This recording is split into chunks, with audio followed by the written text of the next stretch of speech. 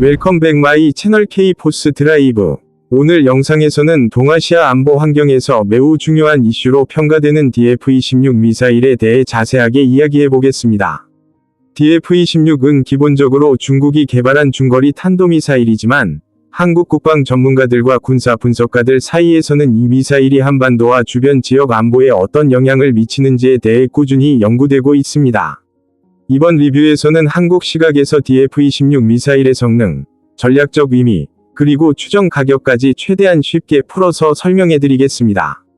DF-26 미사일은 흔히 괌킬러라는 별명으로도 알려져 있습니다. 이 별명 자체가 한국방위산업 및 군사 전략가들에게 왜 이 미사일이 중요한 분석 대상인지 잘 보여줍니다.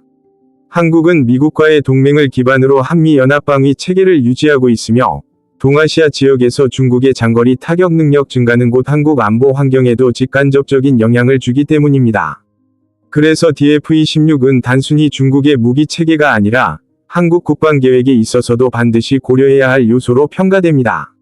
성능 측면에서 DF-26은 약 3,000km에서 4,000km에 이르는 사거리를 가진 중거리 탄도미사일로 분류됩니다. 한국 군사 분석가들은 이 사거리가 매우 전략적이라고 평가합니다. 이 정도 사거리라면 동아시아 전역뿐 아니라 태평양 일부 지역까지 타격 범위에 들어가게 되며 이는 한미연합군의 주요 기지와 해상 전력까지 위협할 수 있는 수준입니다. 한국 입장에서는 이런 장거리 타격 능력이 지역 안보 균형을 변화시킬 수 있다는 점에서 큰 관심을 가질 수밖에 없습니다.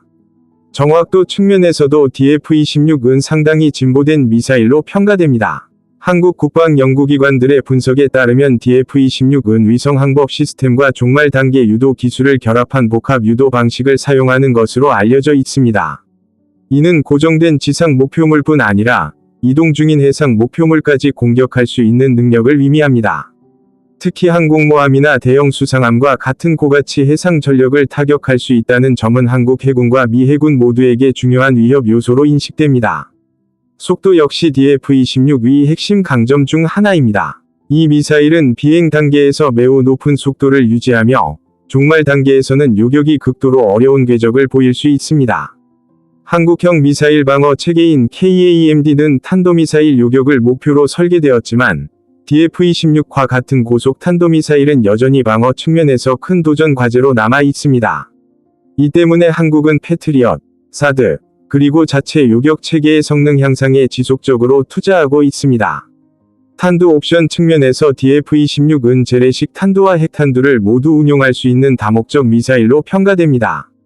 한국 안보 전문가들에게 가장 우려되는 부분이 바로 이 지점입니다. 재래식 탄두를 사용할 경우에도 군사기지, 항만시설, 지휘통제시설 등에 큰 피해를 줄 수 있으며 핵탄두를 탑재할 경우에는 전략적 억제 수단으로서의 위력이 극대화됩니다.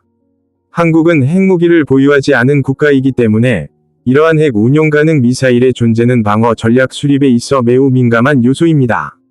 기동성과 생존성 또한 DF-26의 중요한 특징입니다. 이 미사일은 이동식 발사대에 탑재되어 운용되기 때문에 발사 전의 위치를 탐지하고 선제 타격으로 제거하는 것이 매우 어렵습니다. 한국의 정찰 위성, 무인기, 그리고 정보 감시 정찰 체계는 이러한 이동식 미사일 발사대를 추적하기 위해 운용되고 있지만 DF-26과 같은 시스템을 실시간으로 완벽하게 감시하는 것은 현실적으로 쉽지 않다는 평가가 많습니다. 이제 가격과 비용 측면을 살펴보겠습니다. DF-26 미사일의 정확한 가격은 공식적으로 공개되지 않았지만 한국과 해외 군사 분석 자료를 종합하면 미사일 한 발당 약 2천만 달러에서 3천만 달러 수준으로 추정됩니다. 여기에 이동식 발사대, 지휘 통제 장비, 지원 차량 등을 포함한 전체 시스템 비용은 훨씬 더 높아질 수 있습니다. 그럼에도 불구하고 한국의 국방 전문가들은 DF-26을 비용 대비 효과가 매우 높은 전략 무기로 평가합니다. 비교적 낮은 비용으로 매우 큰 전략적 압박을 가할 수 있기 때문입니다. 한국 입장에서 특히 주목하는 부분은 중국이 이러한 고성능 미사일을 대량으로 운용할 수 있는 산업적, 기술적 기반을 이미 갖추고 있다는 점입니다.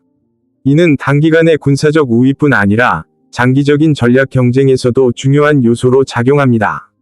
한국 국방당국은 이러한 현실을 고려하여 미사일 방어뿐 아니라 정보력 강화와 동맹협력 확대를 핵심 대응 전략으로 삼고 있습니다.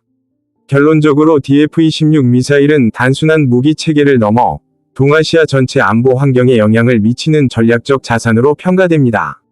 한국의 시각에서 볼 때 이 미사일은 직접적인 위협이라기보다는 반드시 대비해야 할 현실적인 변수입니다. 그렇기 때문에 한국은 기술 발전, 동맹 강화, 그리고 방어 체계 업그레이드를 통해 이러한 위협에 대응하려고 노력하고 있습니다. 앞으로도 DF-26과 같은 미사일 체계의 발전은 한국 안보 전략에 지속적인 영향을 미칠 것이며, 우리는 이를 냉정하고 현실적으로 분석할 필요가 있습니다.